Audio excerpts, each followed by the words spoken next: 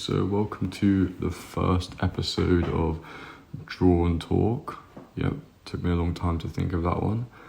And we will be drawing and we will be talking. So without further ado, let's get straight into the first episode. So recently, on my personal art development journey, I found that starting with the head is a good point to start. I've always struggled having the line of action through the body is good, but I think it's always quite a struggle knowing where you want to start off the piece, because you can get lost. There's so many places to start, but I think the head is a good place to start. And on top of that, I've also learned to keep the curves of the body. The body pretty much always curves, which is something I've slowly realised over time. And you basically want to preserve those curves as you're drawing, and it will come to fruition very nicely. I've been trying to get a lot better at gesture drawing. I do a lot of gesture drawing every day, and I figured, why not record my process? Maybe I can learn some things from people saying stuff in the comments. Maybe I can just use it as a journal for keeping up with my artwork. So my poses normally look like something like this when I've very quickly drawn it out, and then from here I just want to capture what the pose is doing, and sort of the action of the pose, and I try and do that in as many lines, as little lines as possible. And you can see, well, I think I can see from here that what pose he's sitting in, which is promising. And then depends, sometimes if I'm doing quick drawings, like when I wake up, I'll just be doing quick drawings and then I'll move on to the next one, because my main goal is just to capture the pose. But then if I have time, I can go in and sort of clean things up a little bit, add some more details just for my own peace of mind, because I quite like having a finished life drawing as opposed to an unfinished gesture drawing. And let me get these arms like that.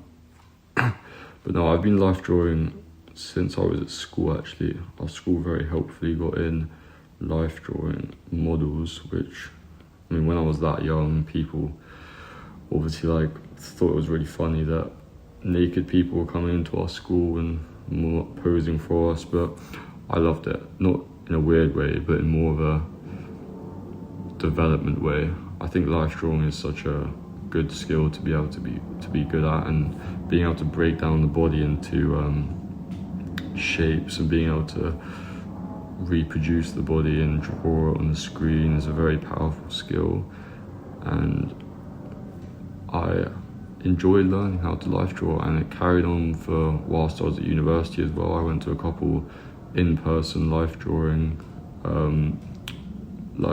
clubs, I guess you could say, but I don't think you need to go to the life drawing clubs in person. Obviously it's good to have one if you can get to, but I understand that a lot of people don't like going to to drawing clubs, I guess, per se. Going to these life drawing clubs, it can be a bit embarrassing if it's your first time or if you've never done it before.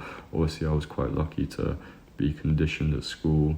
I'm not gonna lie, first time I did it was quite funny. I did find it quite funny. I don't know, it's quite weird. It's almost like it's very awkward in the room, and all you feel like you can do is laugh, so it does feel a little bit weird, but you do get used to it after a while and it doesn't turn that funny. And also once you start drawing, you just kind of go into flow state and you're focusing on your drawing and not the naked person standing in front of you.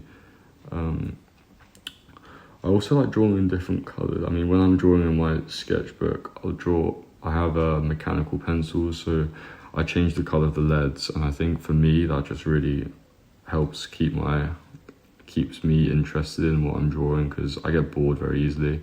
So having a different colour of pencil lead almost itches that attention span deficit that I have, I guess you could say.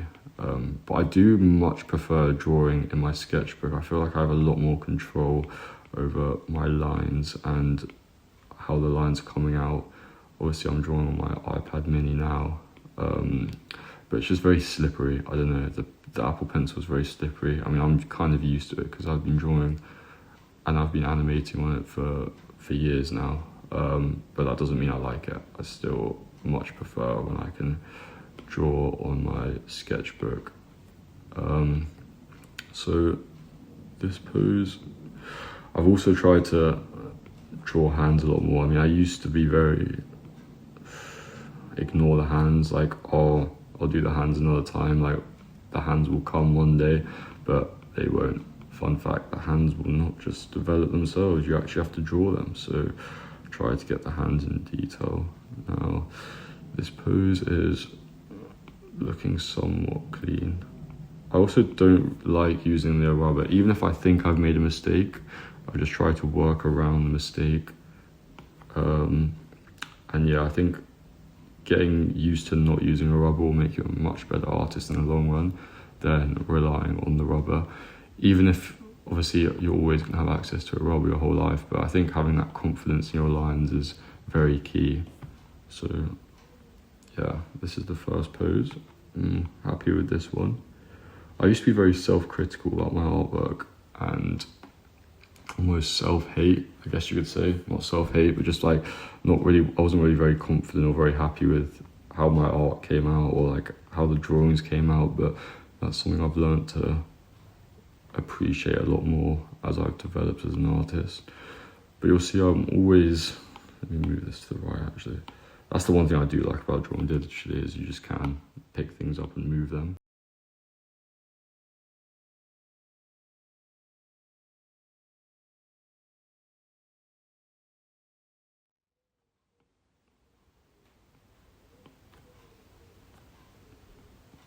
So for this pose, I just want to capture the curves of the body. And the thing is, I saw it everywhere, like capture the curves of the body, capture the curves of the body. And you just think like, what do you mean capture the curves of the body? Like it's just quite like how does one capture the curve of the body? But it's just being really loose with your pencil, or being loose with your pen, and just really sort of capturing the essence of the pose. That's why I quite like to use essence of the pose. And if you can tell what the pose is doing from a couple lines, then you'll definitely be able to tell what the pose is doing from more lines.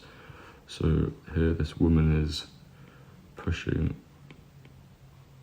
or no, she's like pulling on something actually. Yeah, she's pulling, I don't even know what I'm drawing.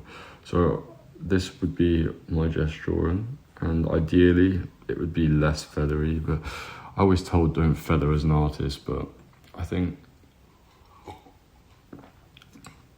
feathering, if you're doing very small feathering, it looks very bad, but if you're just sort of like going over your lines, it's not the end of the world. It's really not the end of the world.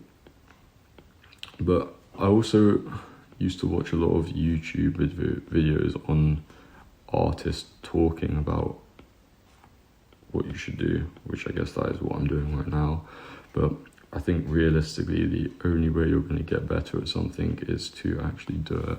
And especially something with animation that I've been doing a lot recently, is you're only going to improve at animating by animating. You're not going to improve at animating by watching other people animate, which is sad to say because obviously it's quite fun to watch other people, but you really just want to animate yourself and get into the deep end. And it's like drawing, it's the same with drawing. If you want to improve a drawing, then you really want to just draw. Like, it sounds very easy to say, but it's the only way you can actually get better at something is by doing it yourself. And I am a believer in anyone can draw. I've been told throughout my life, well, not told, but whenever I tell anyone that I do art, they always say, wow, you're so lucky you can draw, that's such a good skill to have. And I always say, funny enough, I did not come out of the womb with drawing skills.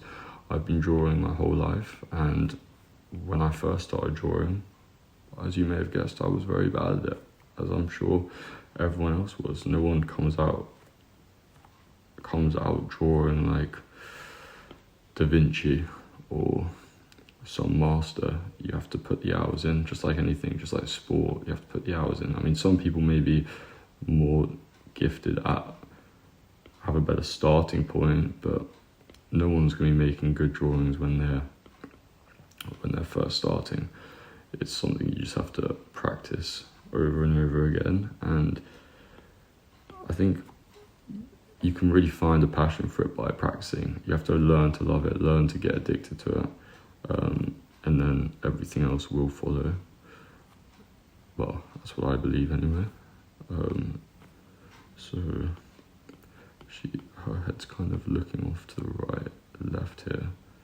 Oh, I'm doing feathering, which is what I shouldn't be doing.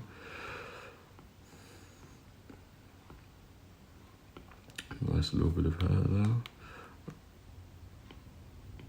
Give her an elbow, and then a hand. Don't forget the hands. But yeah, I think drawing in my sketchbook is the best, but that's just because I can go really light with my lines. Like here, it's kind of all one sort of pressure and all the lines sort of merge together, I guess you could say, whereas if I'm drawing my sketchbook, a lot of these first lines, like the first pass that I do, the gesture that I do, would barely be visible, and then it allows me to go on top of that and really clean up my work, which is better for me, but this is the process of being an artist. I'm just shading this in black because this is her clothes.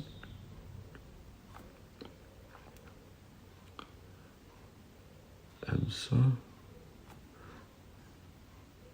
This isn't meant to look pretty, I'm just doing this as a clear divide between her clothes.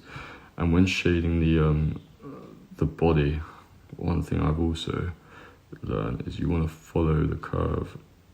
I mean, when you look at someone's shadows, you can sort of see the way the body moves. Like for instance, on this model, down here by her left leg, the shadow sort of comes like that, round, then down, and then it starts again here.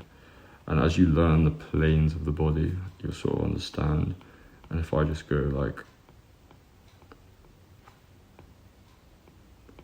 if you follow that curve round, it will make for a much better look of shading. And then this one, you can sort of come down at this angle.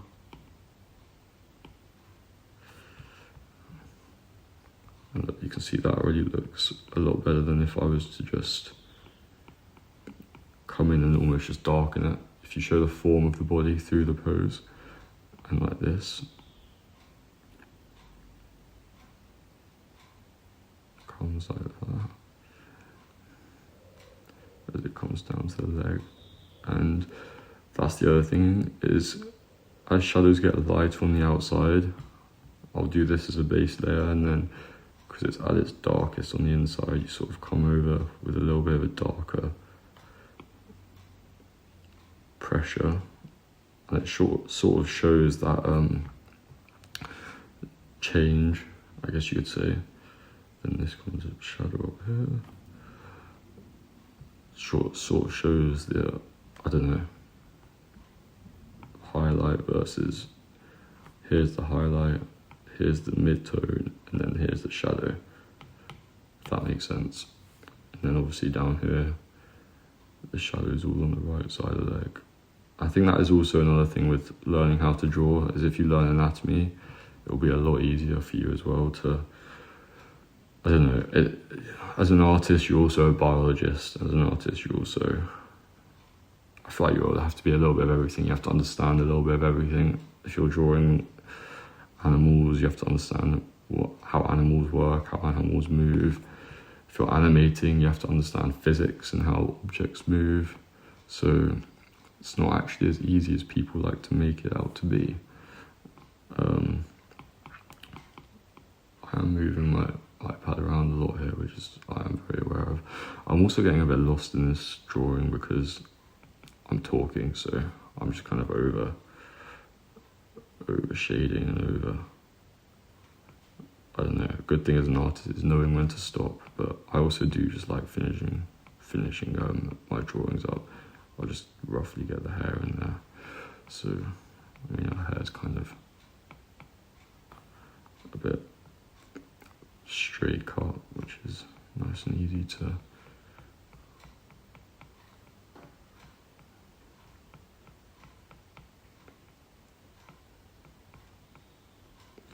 draw. Here we go. Oh, that face doesn't look good, but the body is what we are after, not the head. I do a lot of head drawing, so I'm not too worried about my heads. Well, I say I do a lot of head drawing, can't you tell with that head, but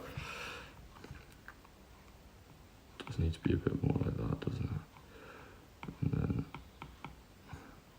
the ear comes like that. Okay, so this one's a bit more rendered than the other one, and that is just because I want to show how you can shade the body if you want to shade the body. But I think the way you're really going to improve is by volume rather than just finishing pieces. Obviously, it's good to finish pieces, but the more you draw, the more different things you draw, the better you will get. So the next pose, she's almost trying to climb up the wall. And my tip for the line of action, because I always thought like, line of action, where do you put the line of action? I almost try to follow the spine with it. So how the spine goes is where my line of action goes. And then I think once you have that sort of movement down, once that line of action's there, the pose really starts to come to life. Also using triangles, like this triangle here on the right. The arm does sort of make a triangle if you look. Like the, what's it called, the top of the wrist, I don't even know, the forearm, yeah, the forearm, that's the one, comes up, and then obviously the wrist is at the smallest point. So use your curves. I mean, you can curve the triangle as well if you want to exaggerate, and then curve the body down here, curve of the bottom down there, hand goes here. Her head's a bit too small. Okay, now we'll come, I'm just going to make this a bit smaller because I think I've started too big here. There we go. Legs, make sure to follow the curve of the leg. And overlapping isn't bad if your lines overlap. You want to sort of bring them in, then bring them out like that. Foot comes down there. She's standing up, so I always do my thigh to a point because the knee comes in and it almost like opens out again. Like this.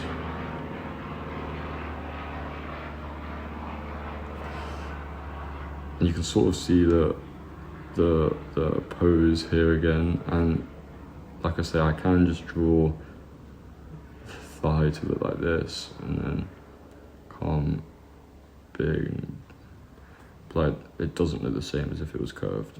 Like curving the lines really makes it stand out, and I think curving can make it look a lot better, even if it still isn't perfect. So let me get that's another thing, the rotation of the body, trying to capture that. I think you do that just by following the lines through of the body. See, this one comes through like this. As long as you're capturing that, and then this comes down here. And as I'm working, I'm sort of deciding if things should be bigger, if things should be smaller. As the whole body comes together, you can sort of see how it's looking and how it's coming together. It's like this arm, like that, and then she has her backbone, her back muscles, sorry, tensing a bit. She's in that position. Curve of her leg.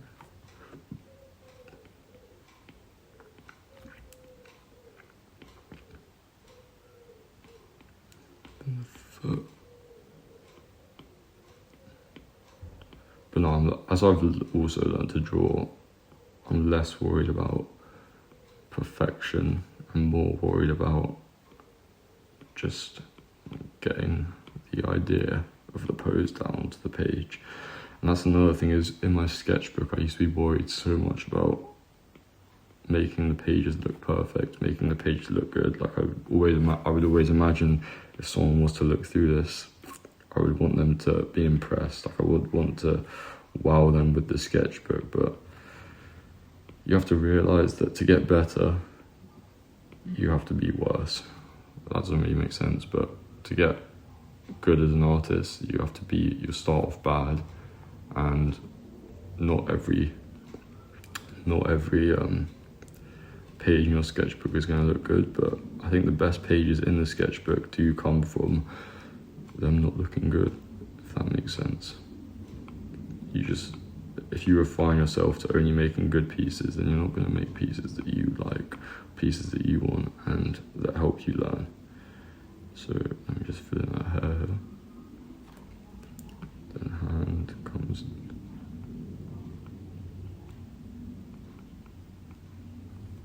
like that.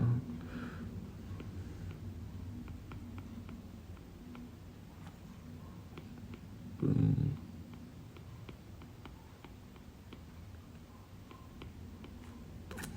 That pinky does not look right, but hey, you can tell what our hand's doing. So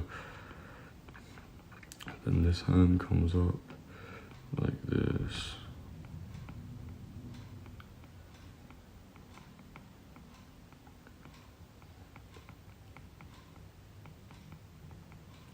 Hands do seem quite scary to draw first, but they're really not that bad once you get over the barrier of the 5 fingers. Okay, I mean the hand's a little bit too big, but that's alright.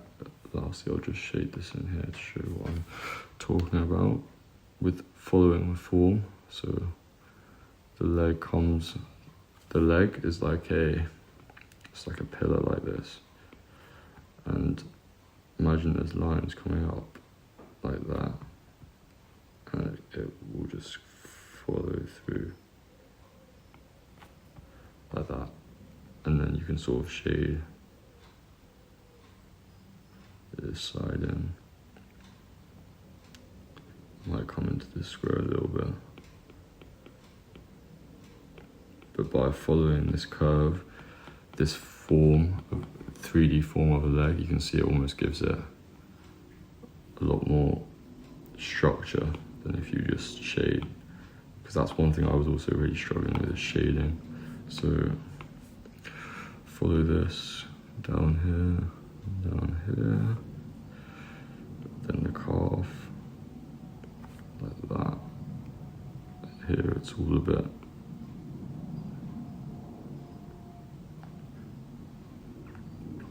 coming up through here.